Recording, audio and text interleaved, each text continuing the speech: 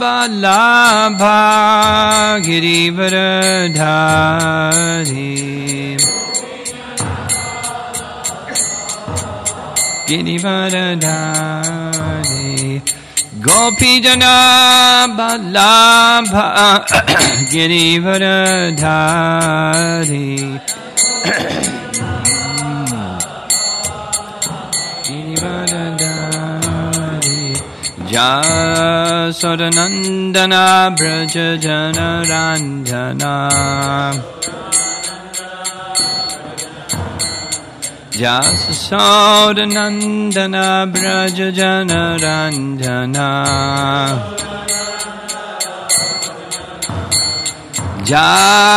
Jamunatira Vanachari Jamunatira Vanachari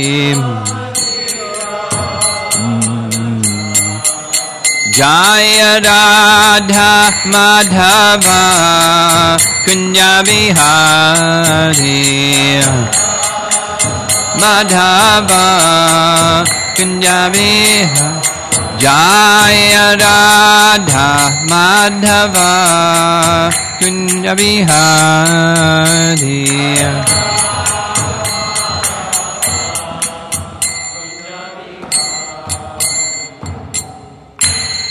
Jaya Vishnu Pad Paramahamsa Parivajagacharya Astatarasatasi Srimad His Divine Grace A.C. Bhaktivedanta Swami Srila Prabhupada Ki Ananta Koti Vaishnavrinda Ki Grantaraj Srimad Bhagavatam Ki Samvida Bhakta Vrinda Ki Nitai Gaur Premanandi. All glories to the assembled devotees, all glories to Shri Guru and Shri Gauranga.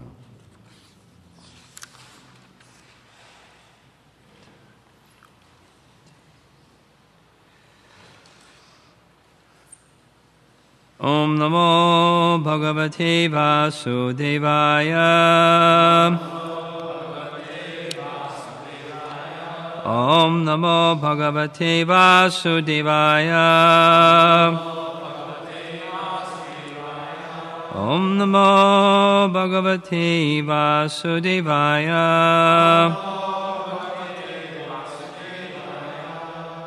Text 63. Yata no miyate chitam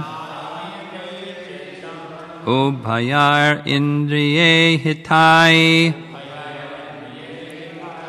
evam pragdehajam karma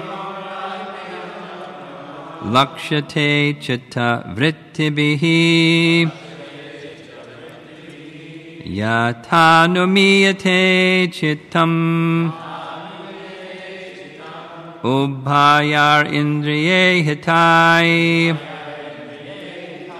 evam pragdehajam karma lakshate chitta vrittibihi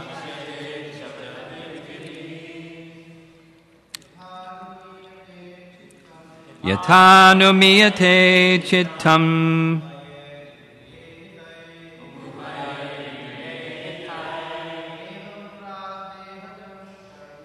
evam pragdehajam karma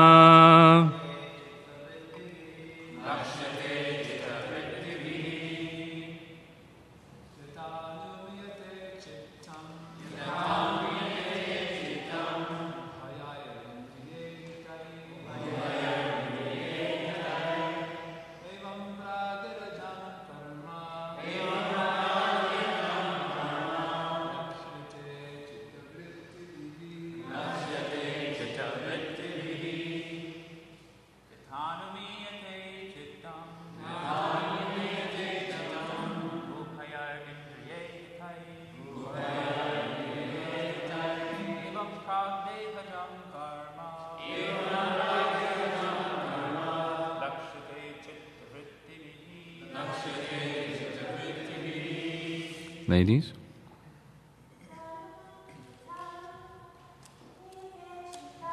Yatanumiyate chittam Ubhayair indriye hitai evam pragdehajam karma lakshate chitta vrittabihi yatha numiyate chittam indriye hitai evam pragdehajam karma lakshate chitta vrittabihi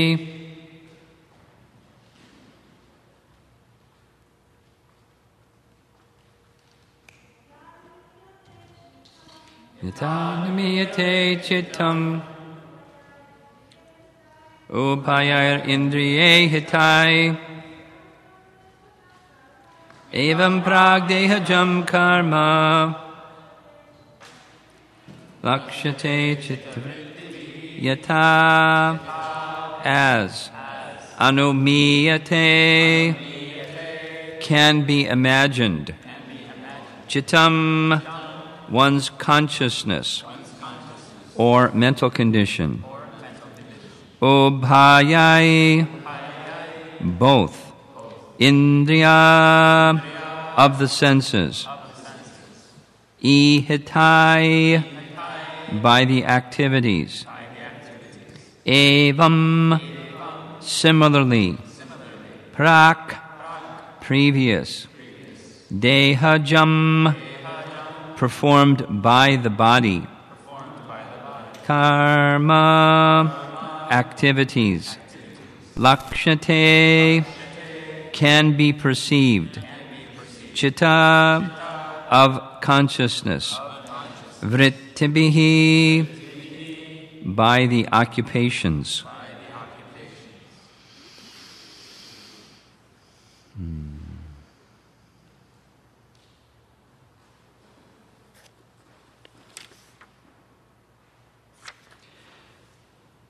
Translation: one can understand the mental or conscious position of a living entity by the activities of two kinds of senses, knowledge-acquiring senses and executive senses. Similarly, by the mental condition or consciousness of a person, one can understand his position in the previous life. Purport by Srila Prabhupada. There is an English proverb that says, the face is the index of the mind. If one is angry, his anger is immediately expressed in his face. Similarly, other mental states are reflected by the actions of the gross body. In other words, the activities of the gross body are reactions of the mental condition. The mind's activities are thinking, feeling, and willing. The willing portion of the mind is manifest by the activities of the body. The conclusion is that by the activities of the body and senses, we can understand the condition of the mind. The condition of the mind is affected by past activities in the past body. When the mind is joined with a particular sense, it immediately becomes manifest in a certain way. For instance, when there is anger in the mind, the tongue vibrates so many maledictions. Similarly, when the mind's anger is expressed through the hand, there is fighting. When it is expressed through the leg, there is kicking. There are so many ways in which the subtle activities of the mind are expressed through the various senses. The mind of a person in Krishna consciousness also acts in a similar way.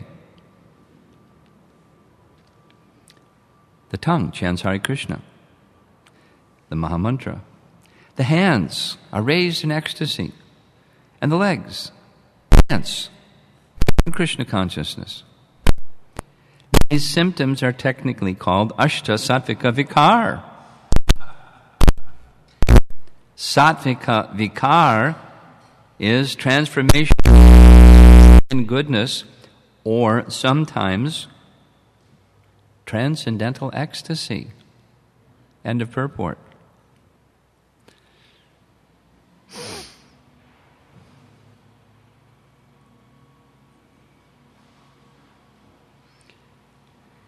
Yata numiyate chitam ubhayayar indriye hitai evam prag dehajam karma lakshate chitta vrittibihi.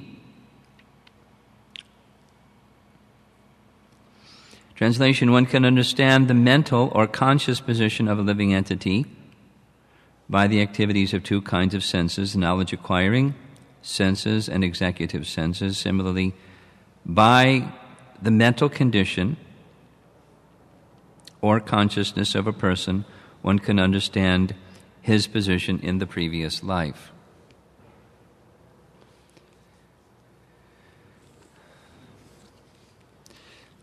This is a lot different than storytelling.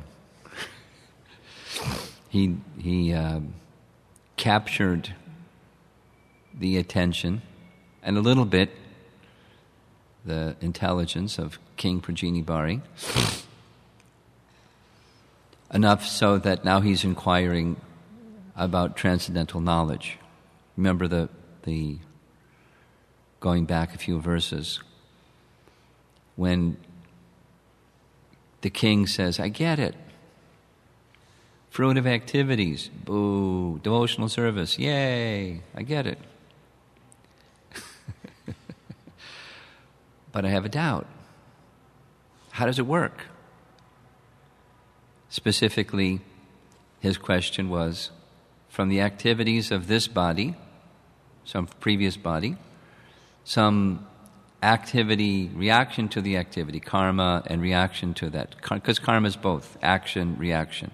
So the reaction part is carried over to the next body, but how is it the next body is responsible for the activities of a previous body that's now gone?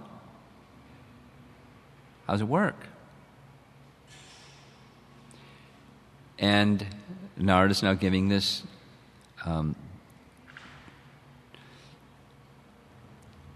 it's kind of a Sankhya answer, like what's the push-pull, how does it work? So ultimately the push-pull is supervised by Supersoul. So given, without so much drilling on this, it's the Supersoul, he goes to the relationship between the gross body, subtle body, supervised by the Supersoul. So although the previous body is gone, the subtle body that was within the previous body is still with us. So now there's another gross body, and so there's no change other than the external manifestation, but the subtle body is still there, and the soul is actually within the subtle body, and the subtle body is within the gross body. Although we say the soul is within the body, more accurate, critically accurate, is the soul is within the subtle body, which is within the gross body. And then he described that the gross body is generated by, of course, material nature, but according to the configuration of the subtle body, the particular mind, intelligence, and false ego makeup of the living entity determines the gross body, and then in turn it determines which objects will come and also how we'll perceive those objects, whether it's happiness or distress or whatever emotion we feel. If you can recall, I'm sure you can recall, in the 12th chapter of Bhagavad Gita, those before the 8 through 12, the items of knowledge, there's a description of what is the field of activities.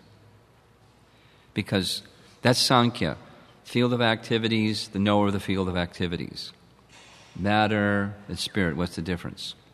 So in the verses that are describing the field of activities or matter, there's our usual list, 24, because previously in chapter 7 it was 8, earth, water, fire, air, ether, mind, intelligence, and false ego, but then it's expanded from 8 to 24. It's the same, just another way of looking at the same thing. And then there's this word vikarunks. Vikarunks means transformation. And that is, the 24 mix. And when the 24 mix, so you get things like emotions, material emotions. Material emotions are nothing but a mix. You mix it this way, you get this emotion. You mix it that way, you get that emotion. And don't place so much value on your emotions. Although people certainly place a lot of value on their emotions. I like, I don't like. I'm attracted, I'm repulsed. I'm happy, I'm unhappy. It's just following the mind, which is a mix of the mind with some of the other elements, which is what's being said in this purport. So the state of mind, say it's anger. Now, we know what anger is from Bhagavad Gita. There's many ways to describe it, but one is in Bhagavad Gita. When the living entity comes in touch with the mode of passion, we have desire. And sure enough, after desire comes anger, because desire is frustrated. So there's anger. One way Prabhupada describes this is that anger is the younger brother of passion or desire. They come from the same mother. That's why they're brothers. And one comes first, and then the other one comes second, the younger brother. And the mother is the soul contacting passion that says, I want to enjoy, and then comes in a particular way, and then comes anger. Boom, boom, boom. And then boom, it's every time. It's very systematic. Boom, boom, boom. And then comes anger. And then there's different ways in which anger, so that's, the mind is then connected to what the verse is saying, the indriyas, and there's two kinds of indriyas, it says. Ubhayai means both. Indriyas, so knowledge acquiring and working senses, or executive senses. Sounds really, wow, executive senses. The senses that are connected to the mind, because there's the mind is the chief. So there's 11 senses, 5 and 5, and the chief. Okay, team, let's go to work. You do this, and you guys do that, and I'm chief. But it's actually, they dictate according to. So if the anger that's in the mind, because there was the mode of passion contact, that sometimes it keeps us in the material world. Mode of passion contact. Then the indriyas. So the example given here, it's right in Nectar Devotion too, by the way. Right? There are symptoms of ecstasy. So we'll do the material side first. When the fist is clenched, that's a certain type of anger. And when the leg is kicking, it's another type of anger. And when strong words are spoken, it's another type of anger. Depends on which sense is connected to the mind, which is in the state of anger, because the soul has contacted the mode of passion. It's dominoes. It's Sankhya. Thigh bone's connected to the hip bone. It's just one thing's connected to the other thing.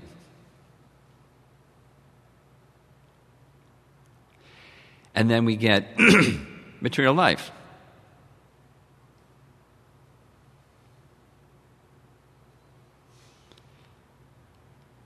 We just, like donkeys, we just keep doing it and keep doing it. And don't ask the question, what's going on? We just keep doing it. Do it a little different, but keep doing it. Same principle. I want to enjoy principle, mode of passion principle. Leads to anger. And then other different emotions. Different emotions. And there's a whole science to it. So, what Narada is saying is, he's continuing to answer the question of the king. How does the activity of this body carry over to the activities of this body? And the carryover is the mind. Of course, supervised by Supersoul. But so the mental state, it's the real suffering, illusory, suffering and illusory happiness, it's a state of mind. One can look at something and say, oh, this is very nice. And the same person another time can look at the same something and, oh, this is not nice. And another person, the other way around. It's just the state of mind. It's not the thing. It's the mind.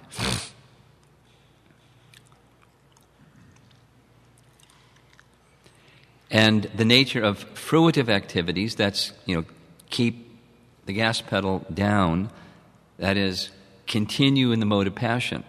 Try to enjoy fruitive activities. Get the object so you can enjoy. Mode of passion. As long as that drive, even religious fruitive activities, dharma, for elevation to a higher standard of, enjoying senses and the sense objects and refined, long duration, big time enjoyment. As long as that's the I want to enjoy spirit is behind it, it's illusory. It's now you see it, now you don't. And it binds the living entity to the cycle of birth and death, and it covers the real knowledge of the soul. That's what's really important. Cover the real knowledge of the soul. So you can't be happy. You have to be in the illusory program, the duality program. This way, then this way. Boop, boop, boop, boop, boop, boop, boop, boop. And just keep going.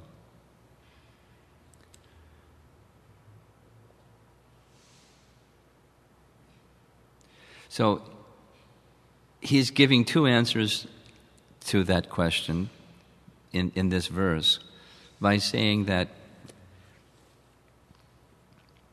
well, the bottom line is we can understand from the mind, we can understand the condition in the previous life. We can understand the karma in the previous life because the face, the body, is the index of the mind. So the mind is in a certain state. We can understand the mind's activities of the previous life.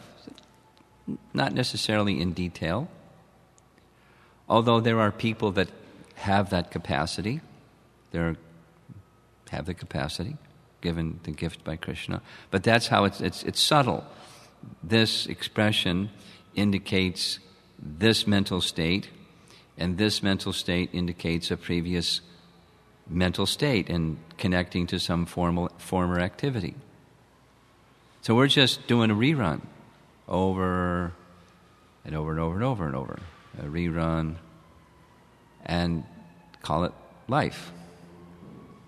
Yantra Rudhani Mayaya, where the soul is situated in the body, gross and subtle, and the body is like a machine, and we're just being carried by the machine.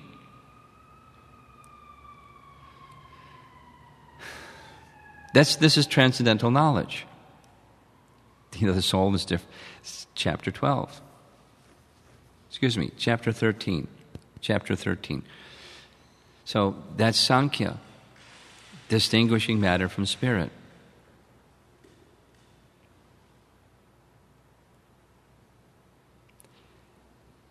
Then Prabhupada takes it to a third position. So, first is, in the verse is, the senses and how the senses are behaving tell you something about the mind. Yes? And then the second is, similarly, the state of mind can tell you something about the previous karma. So you see the activities and it tells you something in the mind tells you about the previous activities of a body that's no longer around. Gone. But that's true not just one lifetime to the next lifetime, it's true within the same lifetime. You know this, dehinosmin yata dehe. The little, let's say like trauma. When I was supposing, someone when they were small, they were in a fire. And now that baby body is gone, little child body is gone. But now, when they see fire, they feel the same fear that they felt when they were in a fire.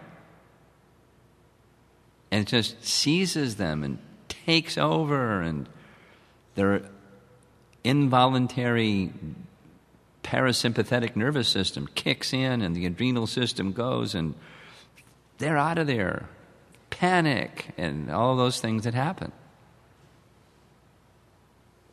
Because it's stored in the subtle body that experienced something when in a gross body of a different stage of body, or the previous life, or it's because it's all happening on the subtle body, etc. So the packaging is very, very good. The soul just staying in a captured position without shackles, without iron chains, and like that. So sometimes gross bodies have to be put into prisons because it's not enough just that the conditioning of the material energy keeps them captured, just to have them restrained from hurting other people. But it's not that they learned their lesson. Anyway, because those impressions are stored, the subtle body is still there. And the tendency to do the same thing again and same thing again and same thing again, coming from the subtle body to the gross body, and the subtle body from the previous activities of the previous body. So it's a prison house. The material world's a prison house. Very efficient. You can't get out. Unless one takes the mind and senses and intelligence and connects them to that which will purify them. That's what the advocacy of Narada is for the king. Don't just do pious fruitive activities. Don't do fruitive activities of any kind. Abrahma bhuvanal loka. Purna arvartanorjuna. Not aspire from something higher or try to avoid something lower. They're all unwanted. Just take the position of devotional service. In that position of devotional service, even in the gross body, subtle body, covering the soul condition, they can become purified by bringing the consciousness, the soul, because consciousness is concomitant factor of the soul, bringing consciousness to the Supreme Pure. Bringing the soul in contact with the Supreme Pure, the soul becomes pure, the subtle body and the gross body become purified. And then they act, because the consciousness, then in turn the mind, connected to the senses, exhibit spiritual emotion.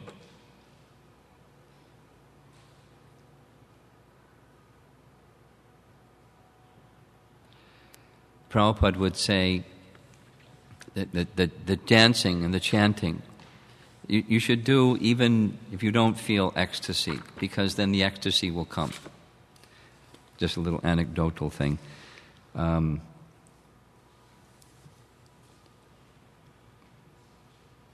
The first temple that I joined was in Boston. And I didn't come in contact with Krishna Consciousness originally in Boston. It was at the university that I attended. But the university that I attended, the program was organized by Rupanuga Prabhu. And he's a certain kind of personality that I appreciated that he was very devoted to Prabhupada, but I didn't feel comfortable around Rupanuga Prabhu, and his son was a brat, and his wife was impossible. Anyway, Hare Krishna. So when I visited the Boston Temple one time, because I was looking at enrolling in graduate school in Boston, it was a very wonderful experience. This is anecdotal, but Brahmananda was visiting after having spent some time with Srila Prabhupada. For a stretch of time, he had traveled with Prabhupada, including going to Dainapan in Japan, and so there was this kirtan, because Brahmananda was a big devotee in more than one ways. He was a very important person in our Hare Krishna movement, and his coming to Boston there was a big kirtan. So I was this little college student sitting over in the corner against the wall, like watching everybody dance like peacocks, bouncing. And I remember very clearly, so many years ago, but Satsrup Maharaj, then Grahastha, came over and extended his hand. And I went, no, like, come join the kirtan. I went, no. And he didn't go away. He didn't force me, but he reached, and how could you refuse such a gentle? So I reached back, and he slowly. And the next thing I knew, I was in the kirtan and dancing, and it was wasn't just as an observer watching television or something. It was joyful, and the whole room was just joyful. And the kirtan went on and on and on and on. And then finally the kirtan was over. And then another very amazing thing happened. They had a lectern, like a little thing, a little place to sit down. And there was Brahmananda, who was like 5 times as big as this little lectern. And he leaned over with his arms on the lectern and just beamed radiantly, describing his experiences with Prabhupada. And everyone was just floating.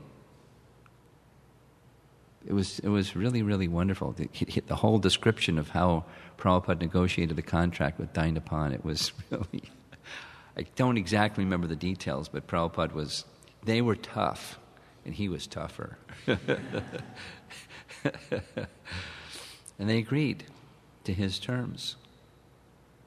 And it was, big celebration to print Krishna book with Dainapan.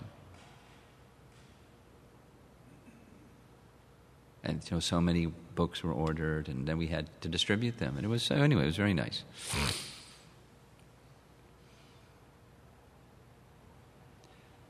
So by the whole of that anecdotal thing was by participating in the activities of Krishna consciousness, we become purified. And as Prabhupada is saying here in the purport, Sattvika vikar is transformation of the mental condition in goodness, and sometimes transcendental ecstasy. So it's the same word, vikar, as found in chapter 13. Vikar means transformation.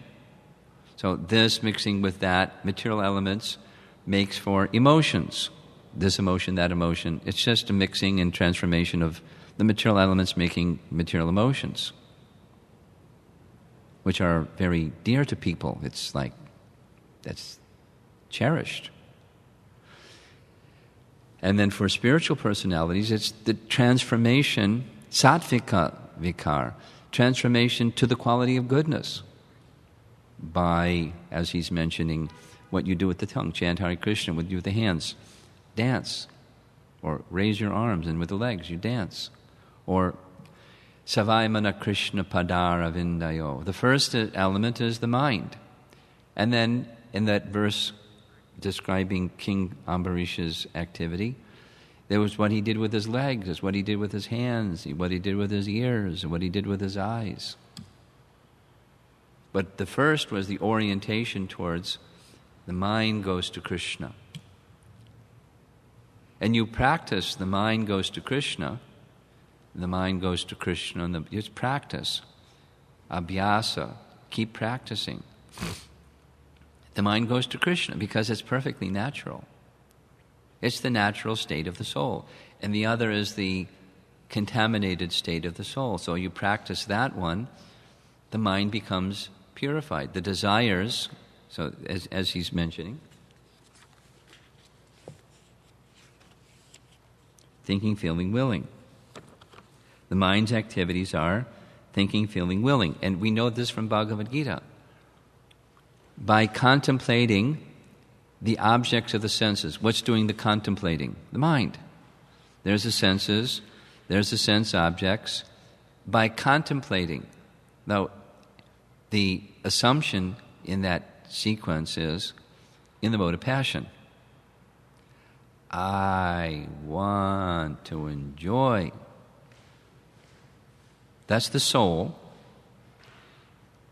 contacting the mode of passion and then using the instrument of the mind to contemplate the objects. And then it affects the state of mind, attachment, feeling, thinking, feeling, I got to get one of those, willing, and then actions. The mind state precedes the gross physical behaviors. So from the gross physical behaviors, you can tell something about the state of mind, which is what this verse is saying. And from the state of mind, you can tell something about the bodily activities of a previous life, what was done to bring the karma, the reaction, for that particular configuration of desire that carries over to this life and now these behaviors. So that's the material side. And then the spiritual side, by good association, it's essential that one gets association, good association, sadhu sangha.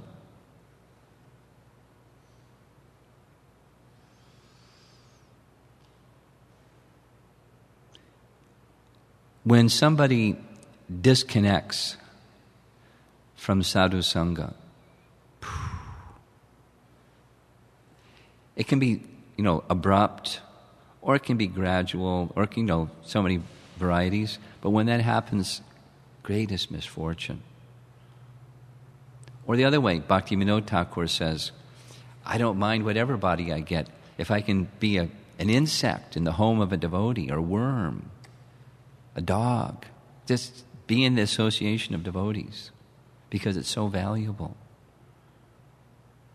And if we can hold that as valuable, and then when we're in the association of devotees, don't become familiar and start making the mistakes that what happens when there's familiarity. But in the association of devotees, it's the spiritual energy is accessed. And the soul can become then lifted. Just like that little description of entering into the kirtan. When they didn't have such kirtans in the college where I went. It was, it was very formal. Anyway, but this was very joyful.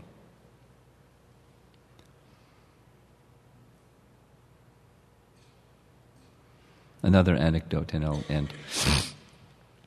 I mentioned this before, but it's still an impression. During the Rath Yatra festival down by the lake, the festival part, I was sitting in a little space, a little tent where people could come and ask questions, and there was nobody around at a particular time, so this middle-aged lady came, and she was the I got to talk kind of lady. Talk and talk and talk and talk and talk and talk. And so she wanted to talk, so she started talking, and she wasn't inquiring. She was just talking. Oh, this is very nice spiritual activity. I'm also a very spiritual person. I read many spiritual books. The latest one that I'm reading is this one. Have you ever heard this person? And on and on and on and on. So I just gestured to the stage area and said, what's the goal of spiritual? What's the goal? And to be spiritual. I said, okay, when one is in that spiritual condition, what is it? What is it? What's the essence? It's love of God, right? Everyone in any religion will say love of God, even though they have a different idea of what God is, and even if it's impersonal, they'll still say yes. Love of God. Have you ever seen anything like that before? And in your readings and your experiments, just look. It's very joyful. The soul that's in a condition of love of God and connected with God, it's naturally very joyful.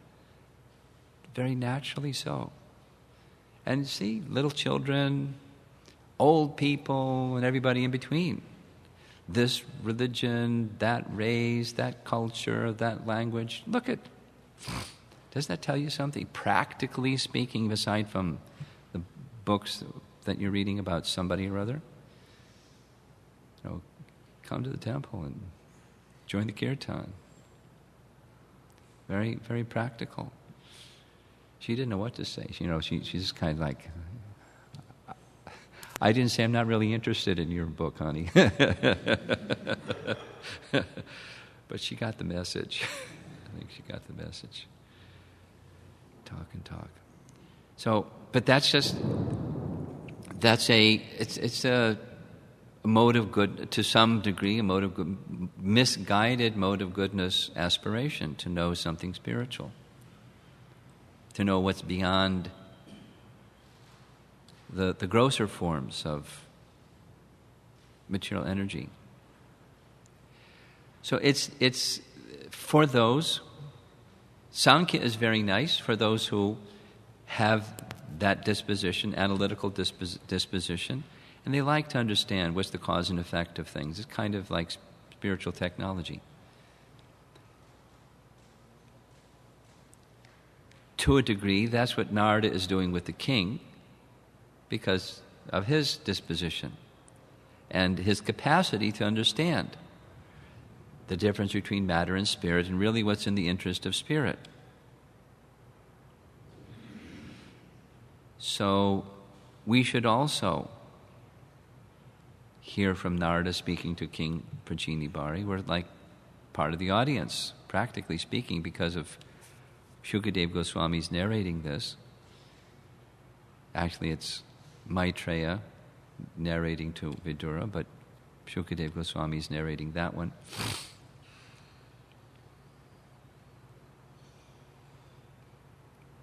How to transform material activity to spiritual activity.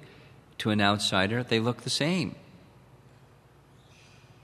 I mean, we dress differently, but the behavior, you're dancing and singing and yeah, I like to sing too. But there's a qualitative difference between this, where the subject matter is apart from Krishna, enjoying apart from Krishna, and the subject matter is happiness in relation to Krishna, happiness in Krishna's happiness. That's our life in Krishna consciousness. That's where King Prachinibari is being invited by Narada. By Krishna. So I'll end there. Himanshu, go ahead.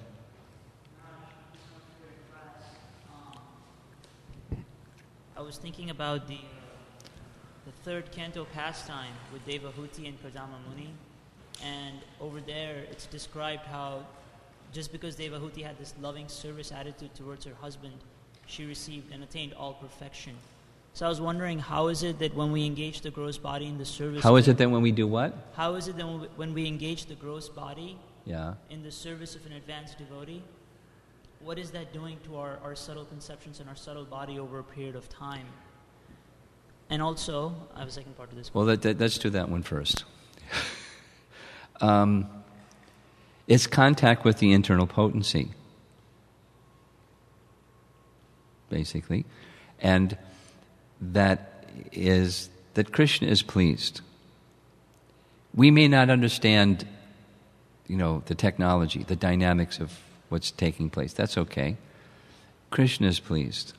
The simple understanding that we can carry is Krishna is pleased. Now, we may not even go there. We just think, I like it. I feel happy. And I like to feel happy, so I do things that make me feel happy, and this makes me feel happy. But it's because Krishna is pleased. Vaishnava Seva is pleasing to Krishna. There's potency in the internal potency. So it's cleansing on the soul level and all the rest following. That's what's going on. That's the spiritual technology. Krishna is being pleased. Mm-hmm.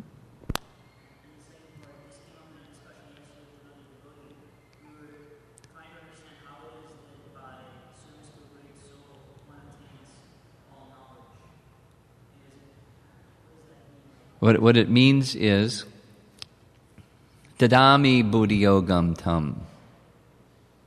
That's what it means. Krishna gives the knowledge of how to come to Him, that kind of knowledge. That kind of knowledge. Not the knowledge of how many grains of sand are there in the Sahara Desert. Or, as Prabhupada was asked, how many windows there are in the Empire State Building. So it's not trivia, but the real knowledge of how to go to Krishna. Krishna gives that knowledge. He gives the intelligence. He guides your steps to reach Him. And along with that, whatever it is that you need to know, the connection of things with Krishna, and the protection from seeing things apart from Krishna, separate from Krishna, protection from Maya.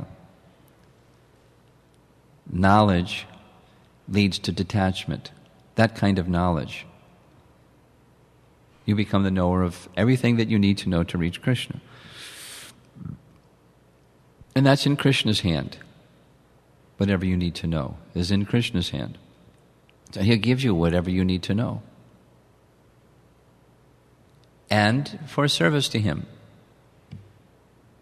It doesn't mean you become omniscient. You become the knower of everything. You don't become supersoul. You become an intimate servant of Krishna. Supersoul is the knower of everything. But you become the knower of what supersoul gives to you. Sarvasya chaham riddhi sanivishto matak smitir jnanam apohanam cha. We don't have the capacity to know everything that supersoul knows. We're tiny. But what we need to know, He gives us that knowledge. That much.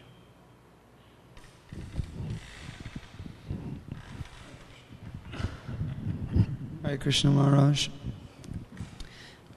There's a quotation in the Bhagavatam that says, the liberated condition in which one's outward form is one's deepest spiritual nature. That's called the Svarup. Could you read it again? Sure. Slowly.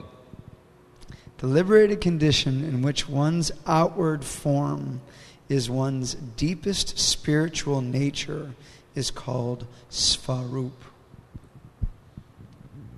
One more time. It's a nice... The liberated condition in which one's outward form is one's deepest spiritual nature is called Svarup. Okay. So what do you want to do with that one?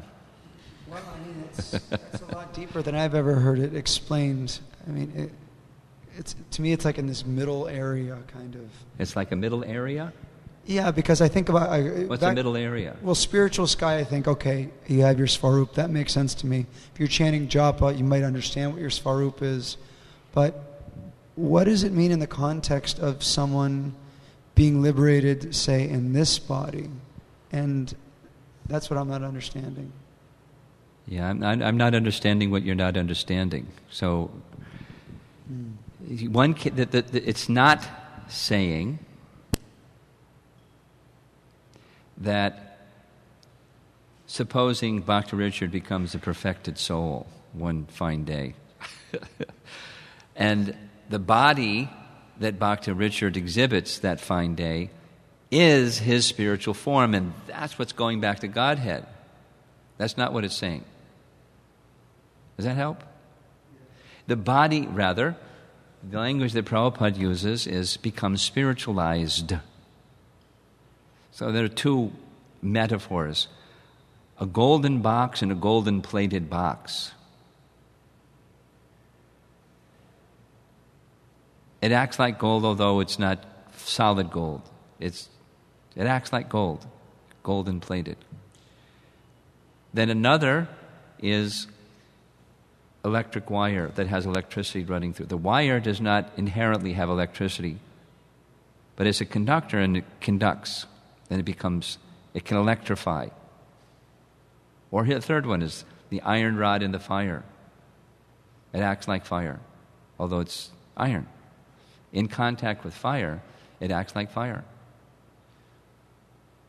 So take those three examples, ponder on them, and you'll have an understanding to your question. It's not that this body becomes the spiritual. Let's say Rupa Goswami. Because we discussed it yesterday. Rupa Manjari. Now, what's his spiritual form? Rupa Goswami or Rupa Manjari? It's Rupa Manjari. But the body of Rupa Goswami was acted fully spiritually because of his spiritual potency and the spiritual empowerment that he received. So he could do anything. So what we would be perceiving would be the conductor aspect? Yes. Yes. Or the pure devotee that goes to Vrindavan can see Krishna performing his pastimes. One of those examples is when you go to Vrindavan. You been to Vrindavan yet? Okay. Look out when Bhakti Richard makes it to Vrindavan. Hope you don't get sick. You won't see too much beside the ceiling. But one of the places that you can visit is Radhakund. One of the places in Radhakund is the Janava Baitak, the place where she sat and chanted japa. And she described when she came back that there's a bridge across Radhakund. And she saw Radha and Krishna performing pastimes on the bridge across Radhakund. When you go there, you will not see a bridge. And you will not see Radha and Krishna performing pastimes on that bridge. But there's a bridge. Etc. Malyahari Kund. You go to Vrindavan and see Malyahari Kund, and it just looks like, some puddle. That's it's not at all attractive. But it's a place where Radha and Krishna performed a wonderful pastime. How did Raghunath Das Goswami know that? Because he had the capacity to see beyond the covering. Okay? Be patient. Become purified. All these things become very clear. Don't get on the chariot of the mind and go for a ride and see if you can get there. You won't get there. Tell you ahead of time, you won't get there. Yes? philosophers have also given expression to the idea that everything is just a state of mind. And so they generate doubts in newer devotees that our experience of Krishna consciousness is also just another state of the mind. And, you know, we're getting some experience because our state of mind is in relationship to this thing. Or you can make it in relationship to something else and get that same experience because it's just a state of mind. So how do we address that type of doubt? I listened to Prabhupada answer that question last night on a recording. And here's Prabhupada's answer. He said, yes. We must accept our position as being conditioned. And then one devotee said, and our position is, this is a better conditioning than that one. And Prabhupada said, no. One must be able to discriminate what is the best. But it's a description of the constitutional position of the soul as we're conditioned. Internal energy, external energy, yes. And we choose the internal energy. It's our constitutional position. So it's not saying, it's not, you know, another way it would be to say it's not conditioning, it's our natural, it's the healthy state rather than the diseased state. But even in the healthy state,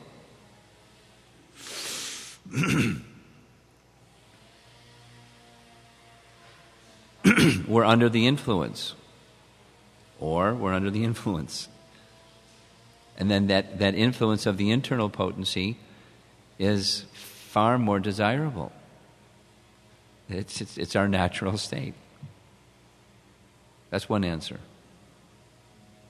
Something else? Yes, Maharaj, that kind of connects to the second half of the question. Bhaktisiddhanta, Srila Prabhupada has also shared this honeybee licking the honey bottle, the outside of the honey bottle, and thinking it's relishing honey. Yeah. So then for neuro devotees also, we sometimes think that we're tasting the honey when we're still just licking the outside of the bottle. And may sometimes become deviated by a false experience. Yes. And thinking that I'm experiencing something very happens good. all the time. Yes. I can think of a few persons in particular. Go ahead. So then how does a newer devotee authenticate his experience in Krishna consciousness? Because one thing I was getting, it's a concern that I've often had hearing messages about the mind like this, is that our emotions we should not take very seriously in the conditioned state. Yes. So when we start practicing Krishna conscious, there's a tendency to just like, okay, I got to be sober and stoic and let go of the emotions, but at the same time, emotions are required in our execution of devotional service.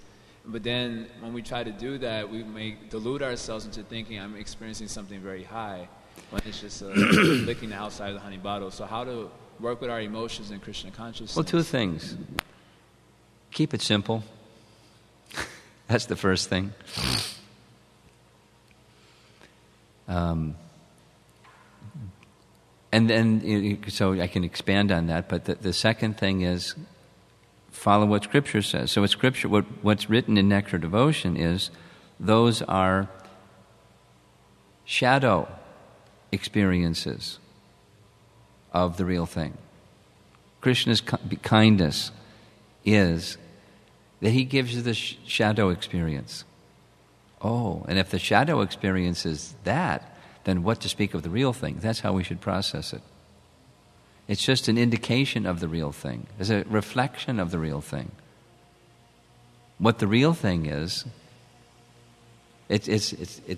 I'm reminded of the morning walk in Nairobi where one devotee is asking, what is chanting with taste? How do we know when we're chanting with taste? And Prabhupada's reply made the devotee think he didn't understand the question. He said, there's no question. You must. Anyway, there's regulative, and there'll be some feelings and experiences with the regulative, but that's not the real thing. That's not Shuddhanam. Shuddhanam is Rupa Goswami's position. I wish I had millions of years in millions of tongues.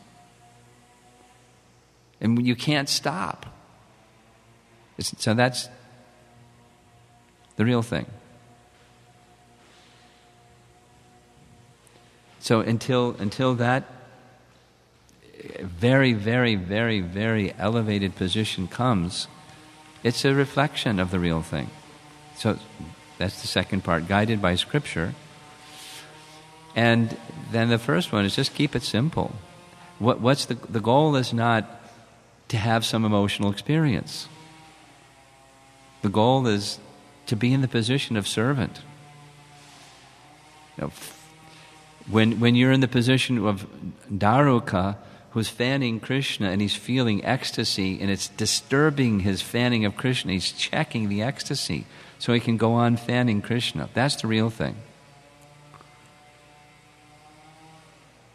Not enamored by the reflection of the real thing.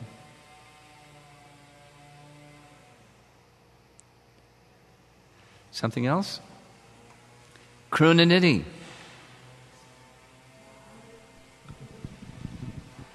Hare Krishna Maharaj.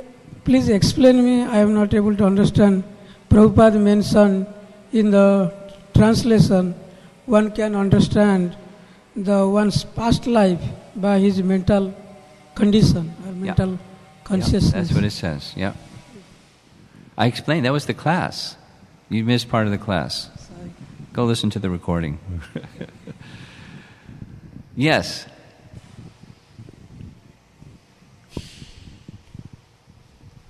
Hare Krishna. So, on this point of the example you just gave of the point of what? The example you just gave of the devotee who was fanning Krishna and had to check his ecstasy in order to continue performing the service. Yes. So I've heard, and forgive me, I do not remember where, but that at a certain point... That's always dangerous. But keep going. Yes, Maharaj. That we, at a certain point of advancement, we should be thinking or performing service according to our various tastes, whatever service is most attractive, or whatever service where, you could maybe say we're getting a certain amount of You got competition outside, so... Yeah, sorry. What does taste mean then? Because if it's not necessarily this ecstasy we're getting from service... Correct. Then what does taste mean?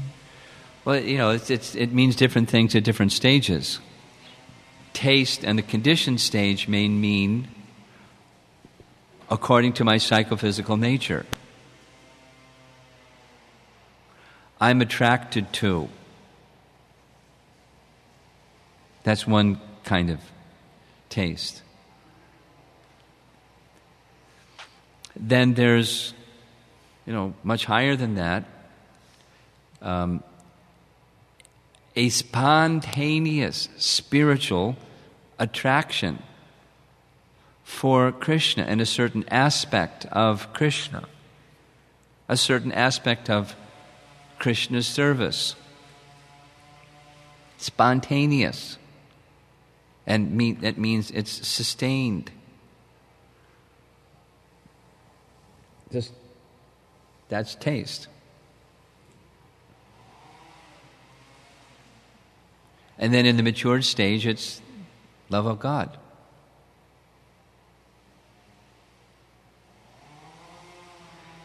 Ask Mother Jasoda if she wants to be Radharani for a day or something like that.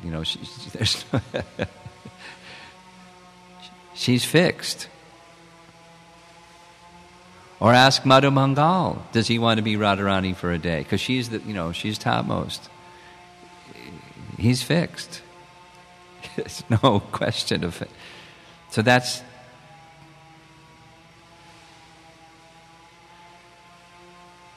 Don't worry. This is the keep it simple. Don't worry about what these higher states are like and what's going to happen when I get there. Too much of that kind of contemplation is not helpful? Just, be a humble servant. Serve the devotees so that Krishna is pleased. And when Krishna is pleased, then the mysteries of the spiritual world open. Like this, one becomes the knower of everything. Everything that we need to know will become revealed. So the things that are there in Scripture, certainly we can contemplate them, but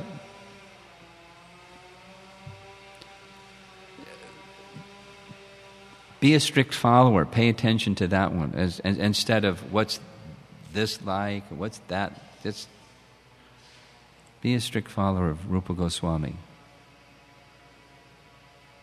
That's not only safe and secure, it will get you to the understanding of the mystery. Because even if in the present stage the mystery it's like this, we'll be like King Prachini Bari. I don't get it. We will be like King Prachini Bari that will honestly say, I don't get it. And then say it again, and I don't get it, and say it again. Because one needs the adhikar, one needs the qualification. The qualification is the humble servant that simply wants to please those who are dear to Krishna. Like Himanshu's question. What is it about that magic? It's Krishna is pleased.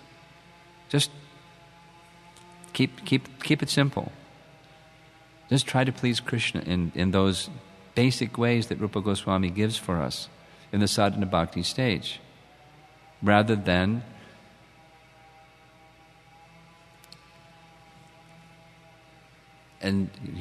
wondering what that's like.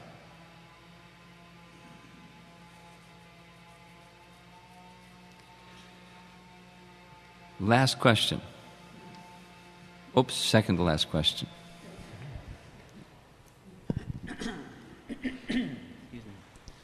How important is it, this seems like an obvious question, but how important is it that we know we're serving the devotees because it's pleasing to Krishna?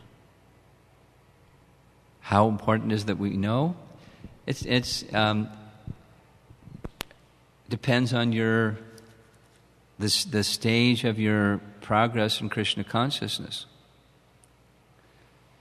If you don't know, it's still pleasing to Krishna. But if you're investing consciousness specifically in doing this or that or the other thing because it's pleasing to Krishna, it's more pleasing. Those who act in knowledge of the different types of people, it's most pleasing to Krishna because the goal is very clear. Krishna, Krishna, Krishna. Not me, Krishna. In submission, then that's very. So it's important. So how important it is depends on your position of gradual spiritual progress. Gokulananda, last question. No more last questions after that one.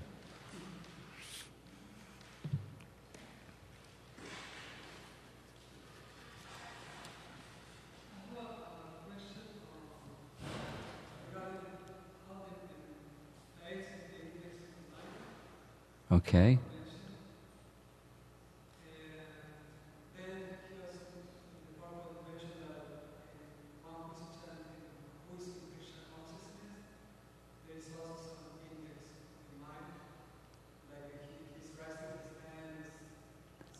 Okay. Okay.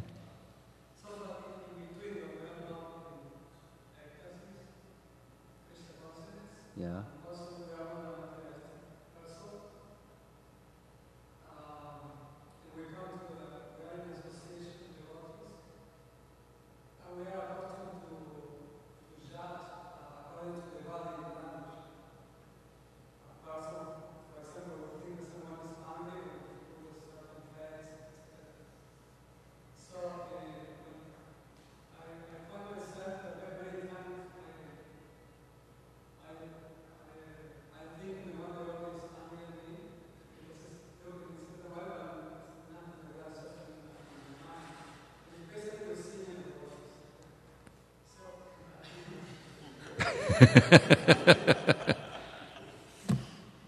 Yeah?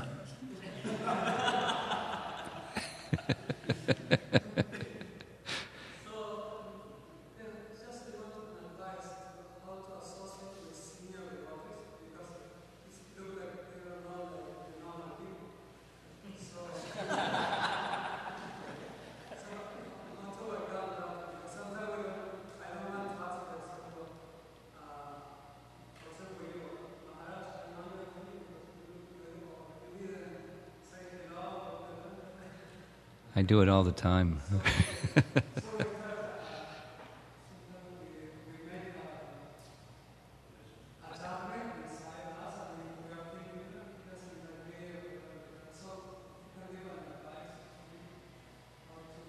I have three answers. One is anecdotal. One is one of the early pictures of Srila Prabhupada, one of the many, was Prabhupada seated in the courtyard of 26 Second Avenue. So you've been to 26 Second Avenue? Yes. So there's the storefront, then there's that little courtyard behind the storefront, and then you enter and then there's apartments that go upstairs, and Prabhupada's room was in the apartments in the back area. Yes? So he was seated in the courtyard, and someone took a picture. And when I first saw that picture, I also thought, ooh, Prabhupada's in an intense mood. Because he looked, intense, very, very serious about something. So I was told this later, that someone at 26 Second Avenue asked Prabhupada, I thought people that are spiritual are supposed to be always happy. See this picture, you don't look happy. And Prabhupada's immediate reply was, I remember that it was a moment of ecstasy.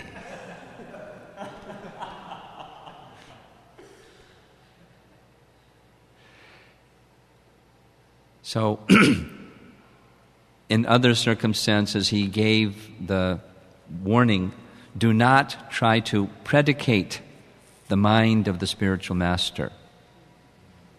You know that from language, grammar, subject, predicate. So it's also a verb, predicate. Don't try to understand the mind of the spiritual master from the face of the spiritual master. Don't try to predicate the mind. Oh, Prabhupada meant blah, blah, blah when he did or said something or other. That's predicate. Let's speculate. Don't do that. That's one.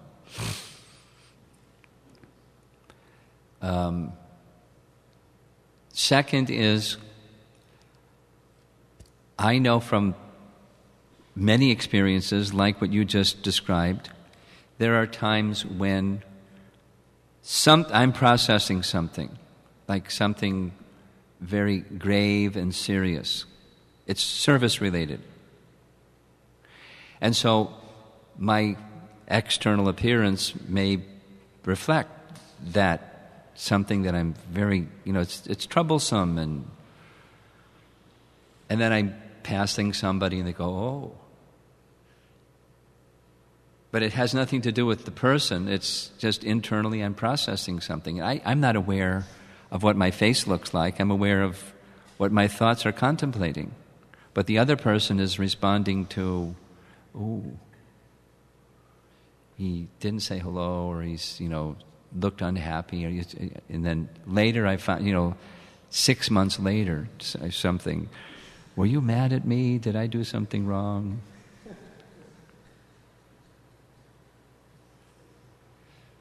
So that's, don't, with a senior devotee, don't base, the interaction time that you have with them with their countenance, because it may be indexing something else besides their regard for you or something like that. And the third is back to the response I gave to Himanshu, and that is, what you should do in association with senior devotees is same thing. Just, act in a way that's going to be pleasing to Krishna. You try to serve them nicely and be happy in trying to serve them nicely.